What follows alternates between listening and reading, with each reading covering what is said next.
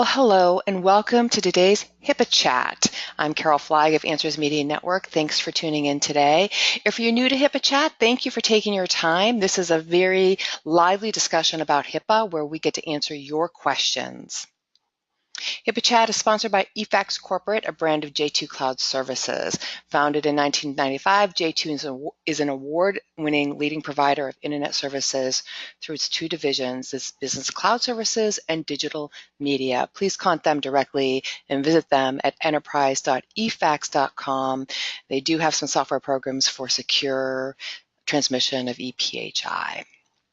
Of course, HIPAA Chat, our host is David Harlow, JD, MPH. David is a healthcare lawyer and consultant with over 25 years of experience in this space. His focus is on digital health law and policy, starting with HIPAA and state law healthcare data privacy and security planning. He works with hospitals, providers, developers, vendors, payers, any company, all shapes and sizes across the healthcare and health IT spectrum. You can contact him directly at david@harlowgroup.net, and please visit his award-winning blog, www.healthblog, and that's blawg.com.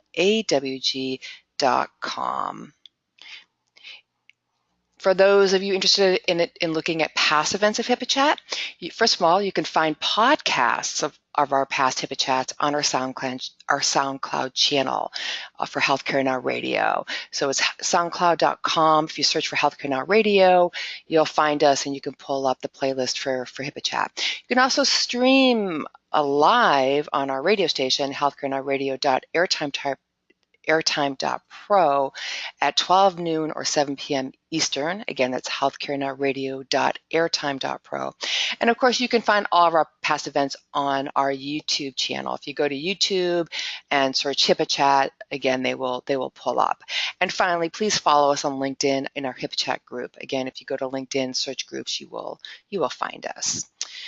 So David, it seems like once again we had a super busy news cycle with HIPAA, cybersecurity, ransomware breaches across the board since we last talked a month ago. That's true. For some reason, it never gets old. No, it doesn't. Discouragingly, there is always something to talk about as it relates to this particular part of healthcare and health IT.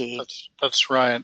I mean, so many of the problems come up for reasons that we keep talking about as human factors, and I'm sure we'll talk about that more today. But to me, it's surprising. I think the last survey that I saw said that about 20% of all entities that hold protected health information have chosen not to encrypt it. 20%. Wow. Yeah. So encryption is not required per se under HIPAA. It's quote unquote an addressable standard, which means you need a damn good reason not to encrypt. But I should say that virtually every state has rules in place that do require encryption. So even if you think you don't need to under HIPAA, you almost definitely do need to under state law. Well, then I guess we should start right in and go through HIPAA news for the last 30 days. Yeah, Exhibit A. I feel like you're an attorney. I do feel like we have HIPAA on trial. That's right. Yeah. Well, or maybe HIPAA is judge and jury. Or the other, that's a better way to say the rest of us on trial.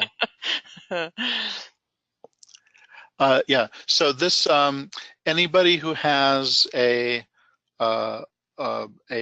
lawnmower and or a teenager who doesn't want to mow the lawn will be familiar with the manufacturer at issue here.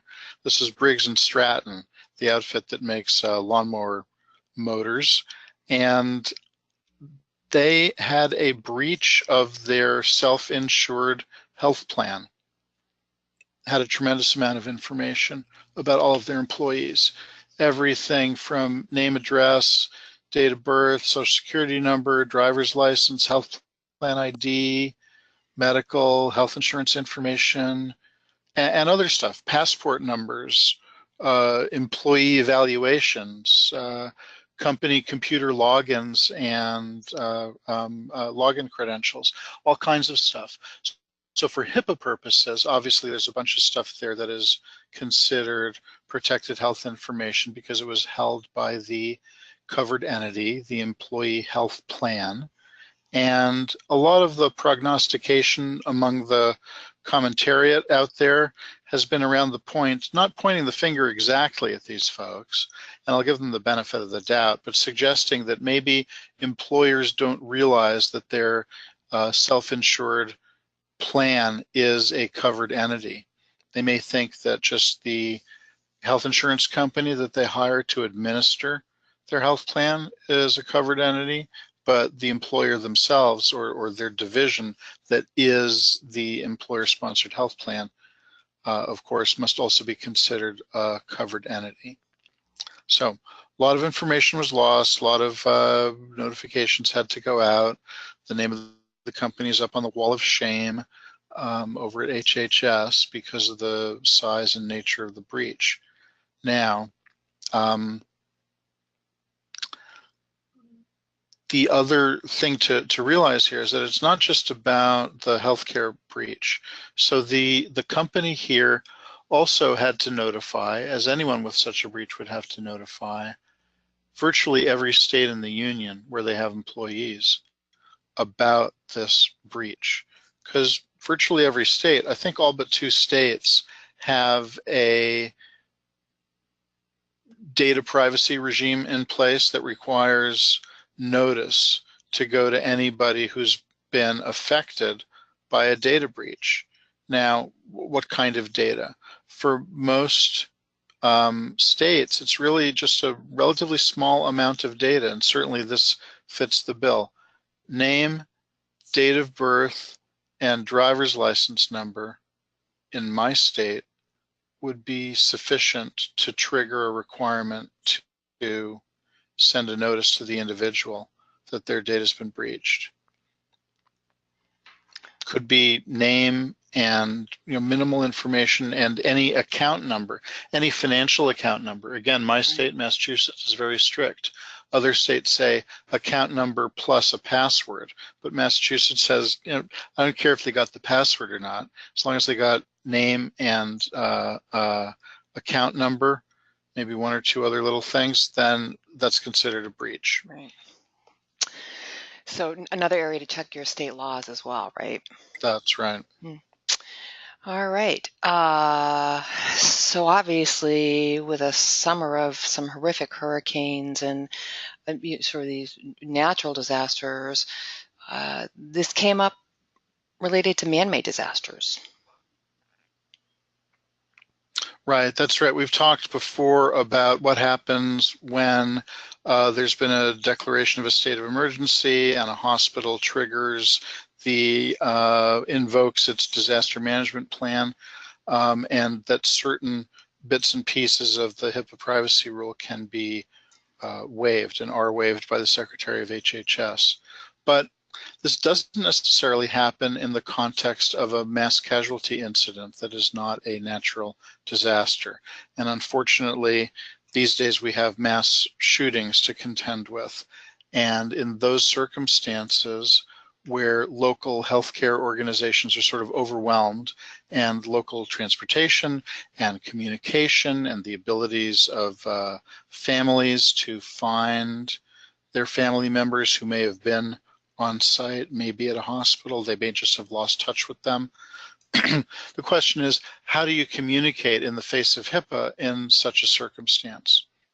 So the Office of Civil Rights at HHS had put out a guidance on this topic generally, saying we're not going to waive HIPAA in these circumstances, but we're going to remind you that there's a lot of ways in which you can, in fact, communicate with folks in these circumstances. If, for example, someone is in with you at an emergency room and you don't send this person out, whether it's a family member, a friend, or somebody else, that's sort of your implied consent for the physician to talk about your condition in front of this other person. So there are a lot of ways where we sort of assume consent and authorization because we're not going to get something in writing. And that's okay. We need to relax a little bit about some of these compliance concerns because Right. we need to be able to live in the real world. Right, right. And certainly in a state of emergency, whether disaster or man-made, where, emotions and, are heightened, obviously. That a little bit, that relaxation is at least a good thing. Who knew Amazon would show up in our HIPAA chat? They're everywhere. Right. Well, Amazon is showing up everywhere, They're right? everywhere. They're Um, everywhere. Yes, yes. yes. So there's been a lot of talk recently about the voice-activated devices that Amazon is selling, these Alexa skills that can be programmed into the device, the Echo or the Dot. And the question, of course, is it HIPAA compliant? And the answer for now is no. Amazon has said, no, we haven't built it to be HIPAA compliant. Simply, they haven't bothered. They certainly could if they wanted to. And, they can call me. I can help them do that if they'd like to. Yes, And they should. but thus far, they haven't gone the route of healthcare per se. But they've talked about this issue at this diabetes challenge recently, where they're talking about promoting certain use cases for Alexa with patients with diabetes. And in that context, there's certain, let's call it subclinical things that maybe could be done without full HIPAA compliance, like recommending certain dietary choices, other things like that. The question, though, then becomes, is this private information, not under HIPAA, but under state law, as we were talking about a moment ago, which is not healthcare specific, and under, for example, Federal Trade Commission approaches to protecting privacy. So just because you're not subject to HIPAA doesn't mean you don't have to worry about privacy protections, security protections for personal data. There's many other reasons why you should be worrying about that. And and we'll, I'm sure, explore this in the future. I think this, the issue of, where artificial intelligence, AI, and HIPAA meet is obviously going to be a growing topic. Oh, absolutely. It's expanding constantly in many ways, not just in the arena of voice recognition. Right, right. And then, of course, historic year for breaches, 2017, eclipsing 2016 by quite a bit. Sure. We've heard about a number of significant breaches in the non-HIPAA arena, specifically, most notably the Equifax breach, probably hitting 1 in 2 Americans. And the numbers on the healthcare side, though, have also been rising, as you note. And I think you sort of had me call out, this is a small sampling, obviously, of some of the largest data breaches in 2017, but interesting lessons, I think, to be learned from some of these, don't you think? I think the thing that leaps out to me in looking back at these over this past year, Carol, is that all of these, if virtually all, if not all of these, really go back to human factors, because we're talking about misconfigurations, we're talking about unencrypted hard drives, we're talking about lacks physical security and lacks cybersecurity that has made these breaches possible. So for anyone out there who still thinks that we're doing okay and we're not going to spend any more money on health IT security, I urge you to reconsider. The prevention is much less costly than dealing with the fallout from such a breach. It's reputational, it's technological, it works on so many levels. It may involve fines to government agencies and costs of the remediation that are involved. Incredible expense, and these costs can be reduced or avoided to some extent by doing some good old preventive medicine. Yeah, and some of these obviously related to encryption. You know, the backup data for 7 years of EHR records that was stolen. It was unencrypted. I mean, encryption software certainly is at the low end of a cost. You know. Sure, but that's an interesting case since you bring Yeah, that one up in yeah, particular. So it was an unencrypted hard drive, but it was in a locked closet. right. And they broke into Okay. the closet, right? They Guess just, what? yeah, Somebody broke into the closet. Chances are they weren't looking for health records. They're looking for computer hardware that they can yeah, stuff in a stack and leave with. right. But doesn't matter. You need the belt and suspenders approach.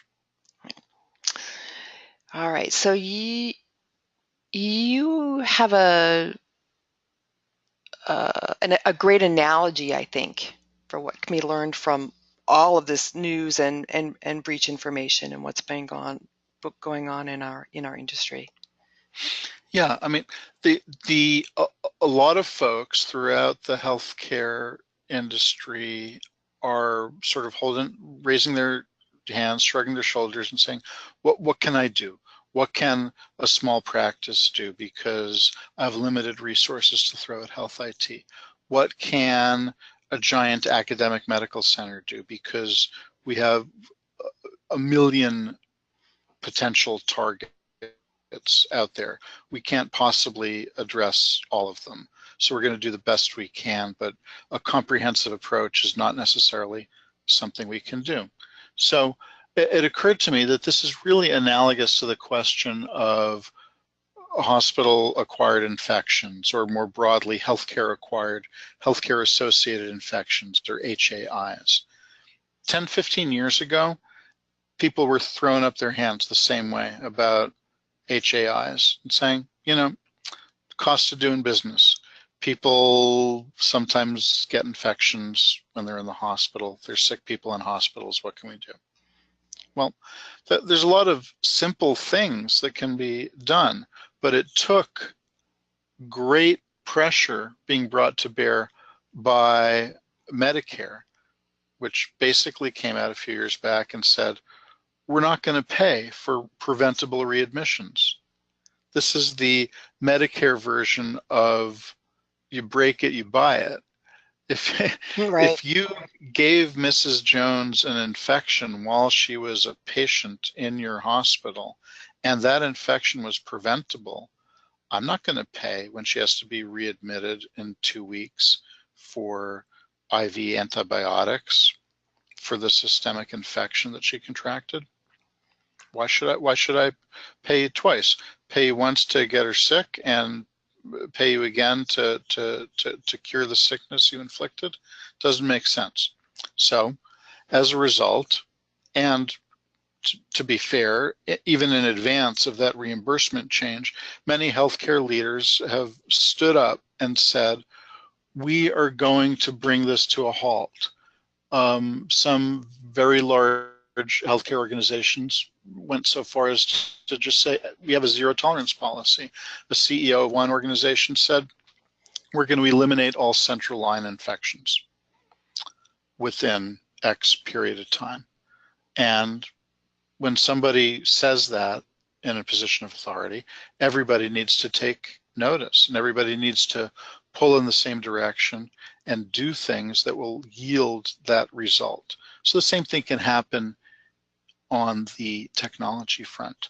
Now, just to dig a little bit deeper into the HAI sphere, just a couple of examples of what can happen when somebody says, hey, we're going to make a change. So one study published in the medical literature about a 1,000-bed hospital saw that over a period of 15 to 18 months, there was a concerted effort to improve compliance with hand washing protocols. And as a result, hand washing compliance went up from 80% to something like 95%. And over that same time period, there was more than a 30% reduction in hospital-acquired infections in that hospital. So pretty Yeah. clear. You work on this, you address this, you make sure that people understand the impact, you support them in changing their behaviors, appropriate hand washing in between patients, and you can have a direct outcome, a direct result. And not to take my word for it that it's just like one hospital somewhere managed to do this. There have been a couple of meta studies that have looked at this. And for other sorts of infections, people have looked at things across dozens of states, millions of admissions, and we see that this ends up being cost effective all around. So some people might say, oh, okay, sure, I'm gonna do everything I can to avoid those infections, but it's gonna cost me an arm and a leg to pay for those steps to be taken. I'd rather just eat the cost of the readmission, right?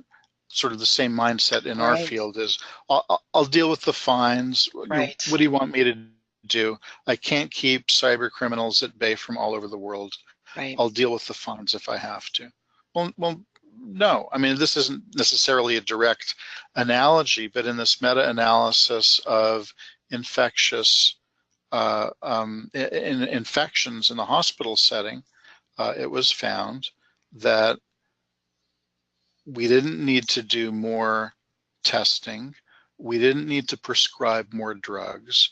We just needed to do what we knew was the right thing to do. It didn't cost us more to prevent all of these infections in the example of this particular study of catheter-related UTIs across many hospitals in many states. Right.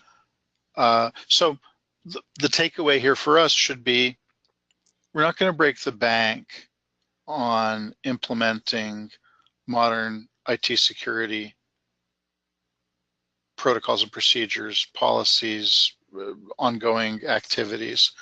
But if we don't, it will break the bank. Right. Right. It's funny that you're drawing this analogy to infectious diseases, and a lot of cyber issues are computer infections and viruses and all that. But as some of those breaches incidents pointed out, a lot of it is human error, and that's where that diligence and leadership from the top, really, this is a serious issue, comes into play. Exactly. If it's the IT guy's problem, right, and it's not the CEO's problem, right, then it's not going to be addressed. Right. And in recent years, this has been elevated in that way. So it's sort of out of the shadows. It's no longer just some thing that happens in the sub-basement of the hospital that nobody really understands. It is front and center, or should be front and center, for healthcare organization management. Yeah. Please check out. And we dropped a link to this to my blog post, which leads to an article about this, an op-ed that I published a couple months back. And please take a look. Love to hear what you think. Yep, it's a really great article. If you're listening to this HIPAA Chat as a podcast after the fact, you can find that article at www.j.mp/ransomware Harlow, or you can find it on his award-winning blog, healthblog.com. All right, so our favorite part of HIPAA Chat, we start taking questions and answering questions from the audience. You can pose a question using the question box on the right side of the toolbox. After HIPAA Chat or during HIPAA Chat, if you'd like, certainly email David at david@harlowgroup.net check out his blog, Health Blog, BLAW.com. And always, all of you should follow him on Twitter at Health Blog. He's prolific on Twitter, knowledgeable, engaging, and he's somebody that everybody needs to follow, in my opinion. All right. Thank you. You're welcome. Okay, doke. So we're gonna jump right in here. First question, and we just talked a little bit about this with the Amazon issue and AI technology in the future with HIPAA. Just a general comment and wanting your opinion as to what this impact will be. So we often hear from the medical community and from the healthcare technology industry that HIPAA needs to be updated because it was written before whatever, fill in the blank. It was written before we did this. It was written before we had that. As a practical matter, though, I think that HIPAA has aged pretty well. It articulates a number of standards about privacy and security and is not particularly specific in the law or in the rules themselves about how these things need to be done.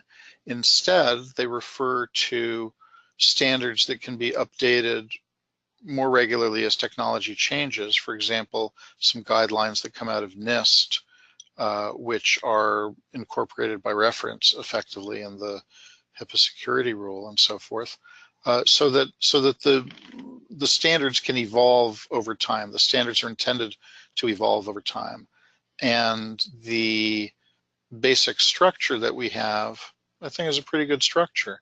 I think there's been a lot of misunderstanding about the rules, and we're doing our best to clear up misunderstandings and clarify what needs to be done. So short answer is, I think that HIPAA is forward compatible. Challenge for global organizations or organizations that do business globally is that HIPAA does not jive exactly with things like the GDPR, which is coming into effect in Europe, and similar regimes in other parts of the world. So to the extent that we're not talking about local physical health care for local patients, and instead we're talking about services provided on a global scale, then organizations need to be thinking about GDPR, about other things in other parts of the world, different ways in which different countries deal with health data and privacy and security requirements. And I am dealing with this sort of thing with my clients as they go global and as they encounter these issues around the world. It requires a mind shift because the origins of rights of privacy really come from a different place in different countries. And we're used to thinking about it in a certain way in the US. You need to sort of shift your perspective in order to understand the regulatory structures elsewhere. Where do we find each state's particular data breach requirements, regulations regarding what PHI constitutes a breach and how many of the data elements constitutes a breach?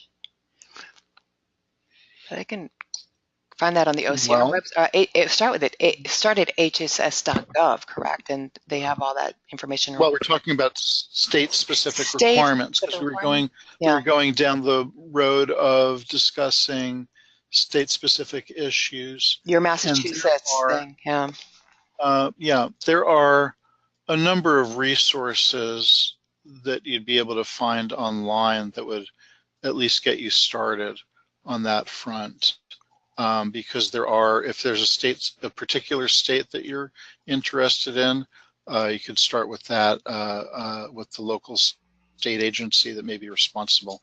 Again, in Massachusetts, even though we're talking about healthcare issues, there's the broader data privacy requirements that are the province of the Office of Consumer Affairs and Business Regulation. So I would say that you should check in with local consumer affairs agencies if you're looking at a particular state for those requirements. Okay. Can you talk a little bit about the privacy of medical records via email? So the question of using email, it goes back to the basic questions about HIPAA privacy and security, right? With the state law layer. So email is a permitted approach for communication between clinician and patient as long as the patient has agreed to it. It is up to me. HIPAA protects me as a patient. So if I want to waive all protections, it's my right. Right. As long as I seem to understand the risk. Okay, that's sort of the fuzzy part. The rules and the regulators assume the following. If I email my doctor using plain old email and include PHI in my email, that it means that I'm consenting to have my doctor email me back in plain old email about my healthcare condition, because I've already put it out into the ether in an unsecured way. If I call on the phone and ask my doctor, hey, could you just email me?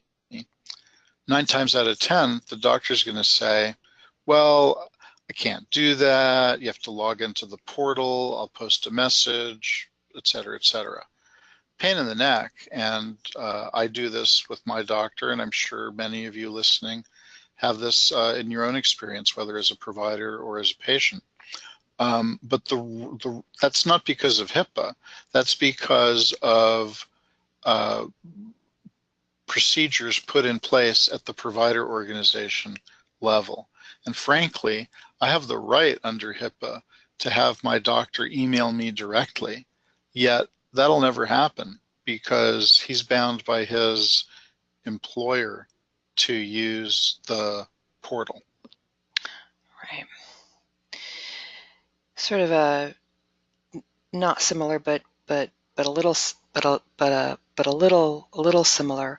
Do you advise your clients to do the 4-factor SRA every time they start an investigation of a security incident? Let's say there was a security incident via email or something like that. Yes, absolutely. Yeah. Unless you want to just, you know, do not pass go, do not collect $200, go directly to jail. You can decide that you're going to play it safe and say, I'm just going to assume that this was a breach. Then you don't have to go through the 4-factor analysis. Okay. If you're not willing to do that every time, then you need to go through that analysis and document it. Right. Another sort of patient communication breach-related question. Could you please explain how practices can safely use text messaging to communicate with patients about their health, not just about appointments? Sure. Again, it comes down to patient consent. So Right. there are quote unquote secure texting solutions, but those are mostly designed for provider to provider texting about managing a shared patient or within a facility. But again, just as in the email context, consent by the patient is sufficient to enable a provider to use texting. Now, you're not going to get a full consent in a text message, Right. But you can text a link, you can provide a consent. That's the kind of thing that I've done time and again with clients, structuring the procedures through which you can obtain consent for text message communication between provider and patient. And that already happens in other areas. Certainly we've all been there where we're changing a password or, forgot our password, and an option is to get a text message where they send us a unique number and we have to enter that in, and they, verifying who we are, that we're tied to that account. So that already happens.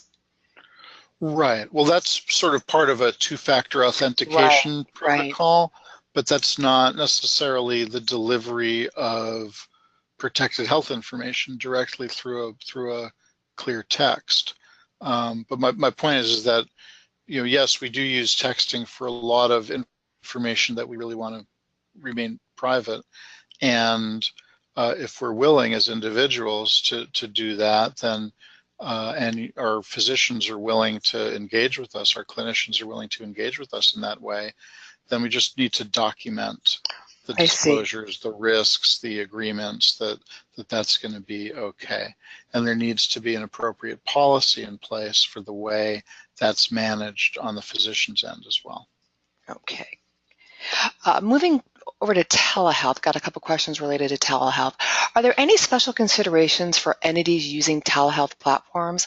I know this may relate to your mention of the health apps, but if you could speak to this, I'd appreciate it. And or are there any known breaches of entities using telehealth?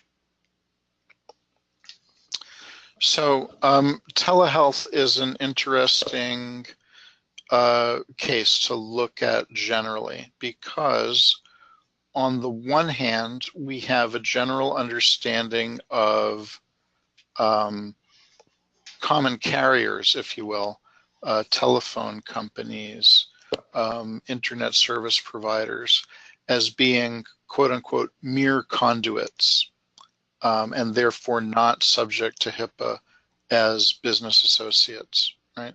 The theory or the fiction or whatever you want to call it is that it's just a pipe. Oh, If right. it's just a pipe, then nobody's storing, saving, doing anything with the data. It's just a pipe. The reality is more complicated than that, and that's above my pay grade in the in the Ah, technology department. But the short answer is some telehealth tools are HIPAA compliant, and some are not, and can't be. Okay, because unlike the text message example, where you really have a bunch of conduits, in the case of a video server, there's some element of storage that's usually going on, and some element of access that is available at the back end in a way that really doesn't happen with plain old text messaging. So there's some considerations there. it was so funny. I actually had my niece in Colorado. She sent me a text. It was probably a couple months ago, but I'm remembering now. And she said, "Hey, Aunt Carol, why can't I FaceTime with my doctor? Why do I have to go in there?" I was like, "Well, you're 20 years old. I can understand why you would ask that question." Yes, I saw this cartoon. Maybe you've seen this a number of months back, where you have a millennial at an HR or a desk coming into a new job and filling out insurance forms and stuff, and the person behind the desk says to him, "No, you can't list your iPhone as your primary care physician." It's really, but she's right here under my contacts. Right. Yes. So there's a whole bunch of apps that aren't FaceTime, but are just as easy to use and are HIPAA compliant. They just Right, require a subscription by the physician practice in order to use them. right. Question from one of the attendees. We see health information as a subcategory in the CUI registry. Does this mean that HIPAA protected data should follow the requirements on NIST 171? Well, I'm sorry, I That's a don't pretty have that's a that's a pretty detailed question. the So details of we may have to this register thing. that because NIST is huge, huge. Yeah. Yeah, well, So there are specific NIST guidelines that are applicable to healthcare security configurations, and those have been identified on the OCR website. So I think that's as much as I can say yeah. without doing a bunch of research. Right, right. So if you could, the gentleman that asked that question, if you could email me directly or email David offline, that would be great. And NIST obviously does have a website too, but obviously looks like that you couldn't get your question answered there either. So somebody, Speaking of this, just as an aside, Carol, NIST was hacked recently. Yeah, I read So that. I here are didn't the put that in people there, but who yeah, write the yeah, rules and yeah. develop the standards, and they were hacked. It's crazy, Um, so one of the attendees wants to, simple question, HIPAA and cannabis. Yes. So the question is, are we talking about medical marijuana Yes, I'm assuming. or Yeah, recreational? So if we're right, talking about medical marijuana, then the prescription services and so forth that are carried out under various applicable state laws become part of healthcare services, and it's provided by a healthcare provider. It's subject to HIPAA because we're talking about healthcare services. And to the extent, this is even though its use is illegal under federal law. Okay, so that's sort of the background issue. Um, the use of marijuana is entirely prohibited under federal law for any reason. And that makes all of these state initiatives around medical marijuana and recreational use complicated, to say the least. Again, getting back to the state side of what you should be looking at. That's right. And some of the very, very detailed state laws on medical marijuana may have something to say specifically about privacy protections that should be in place for patient records and communications with patients around their use of medical marijuana. Right. Oregon, Colorado, states like that.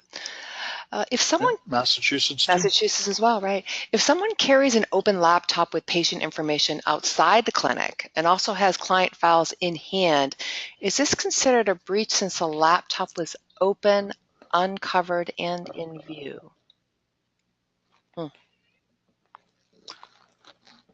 So when we travel, whether it's locally or on crowded trains, planes, and others, Automobiles, yeah. yeah, best practice, of course, is not to access PHI in a public place like that. Right. Next best practice would be to use a polarizing screen filter so that the traveler sitting next to you can't see what's on your screen. That's cheap, simple, easy to do, no reason not to. Right. If there's a real need to use this information in that kind of setting, I'd recommend against it. The other issue there is then you have a clear text PHI that may be on the laptop, which is then subject to potentially being snatched. Yeah. Same thing with paper. I mean, we don't hear about this too much anymore, but there are a bunch of HIPAA breach cases surrounding patient records that are paper records. Often we think of HIPAA as sort of electronic record focused, and there's certainly a lot of focus in that department, particularly on the security rule side. But privacy and security rule also both apply, at least the privacy rule certainly applies to paper records as well. There was a case, again, here in the Boston area where somebody left a couple of boxes of medical records on the subway. Big no-no. Oh, yeah. There was a case where a health system decided to deliver a bunch of old medical records to a physician who was no longer affiliated with the hospital, had some delivery contractor drop him off at the curb at the end of his driveway. Wow. A dozen or so boxes of paper records.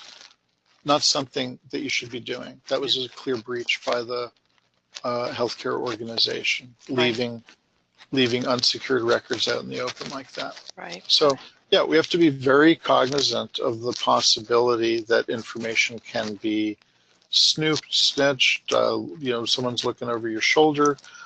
taken paper off your front driveway, taken paper out of the town dump. There's another case of non-shredded paper records showing up at a town dump. Yeah. Um, serious concern. And again, does it make life less convenient if you need to lock these things down? Yes, but there's a responsibility to patients, and there's a compliance risk if you don't do it right. Right. It's the it's that word protection in HIPAA. The MPP form for a physician's office, HHS, has several options, but all are over 5 pages. Is there any way to get a shorter version? No. Yeah. This is really slimmed down. I mean, in the bad old days, they were 10 pages long. So these are pretty good. And I really like the layered notice that HHS has produced, because the first page has a really clear summary of the notice with colors and circles and boxes. It really displays it very nicely, to my mind. And I have used that. It's freely available. You can download it. You can use it to print out, to customize, to use on a website. And that's another point to think about. You don't have to give a paper NPP to every patient who walks in the office. That's what everybody did when HIPAA was first passed. But you can give a little card or a slip of paper to somebody that says, our NPP is on our website. Sign here to let me know that you understand you can find it on your website. And rip that in half. Half goes in the file, half stays with the patient. The patient can throw it out if he or she doesn't care, but you've given them the URL of your NPP available on your website, and you've done your thing. Right. As a covered entity, are we obligated to perform penetration testing? And if not, is penetration testing recommended? It is not specifically required, but it is highly recommended. Yeah. It is, I mean, that's something that you want to be doing as part of a risk assessment.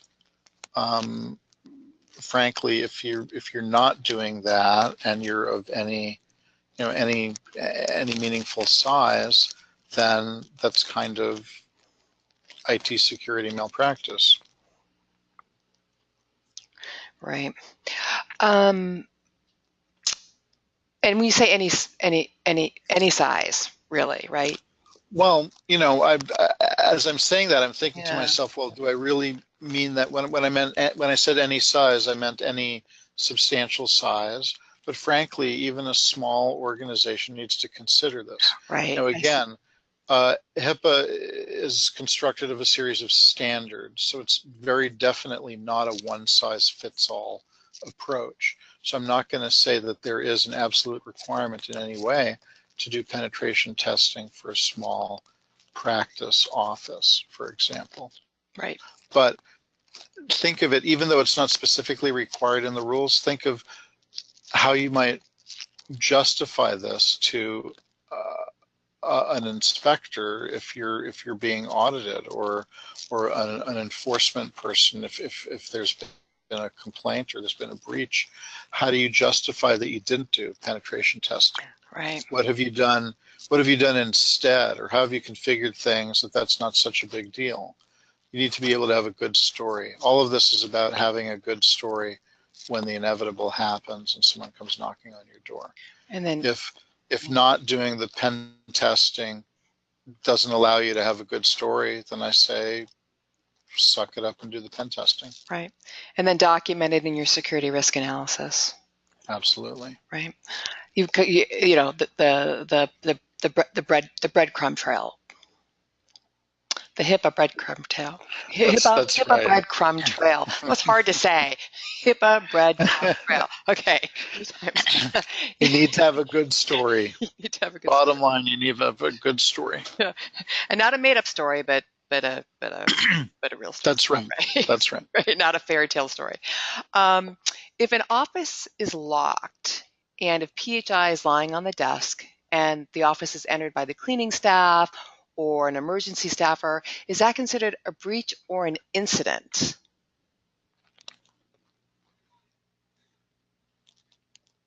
Well, I would say neither, Yeah. right? You need to have systems in place that account for securing of PHI. And if it's in a locked office and somebody who otherwise has the authority to go into that office goes in, not necessarily a breach. If it's a freestanding disk drive, though, that somebody could swipe off the desk, obviously best practice is going to be to lock it in the closet. Though, as we discussed earlier in the hour, locking in the closet doesn't necessarily mean that it can't be swiped, and in that circumstance, you want to be sure that it's encrypted. So, Right. a number of layers here. Is having a drive on the desk necessarily a breach? No. Is it a breach if somebody swiped the drive off the desk? Maybe. First question is, was it encrypted? Right. And that's going to be the question. That's going to be probably one of the first questions an auditor will ask. Right. That's right. Right. And again, encryption tools are out there, and plentiful. You know. Question from the audience: where can I go to learn more about training or resources on cyber threats for my staff? So the Office of Civil Rights has a fairly comprehensive website, which is useful. There are a number of resources online in various places that offer training and other sorts of resources for subscribers. If someone out there is a member of LinkedIn, there are a number of HIPAA-related groups on LinkedIn. I participate in discussions on a couple of those on a regular basis. Right. Mm-hmm. That's a worthwhile place to look.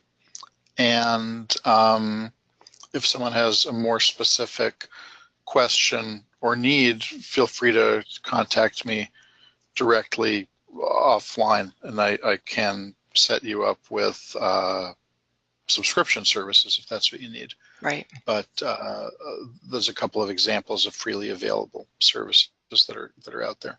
Right. And the idea, or I guess the thinking is all of that needs to be included in your HIPAA training. You know, that this, you know, because there are cybersecurity threats that happen that weren't perhaps caused by human error. You know, they were just, you know, malicious hackers out there.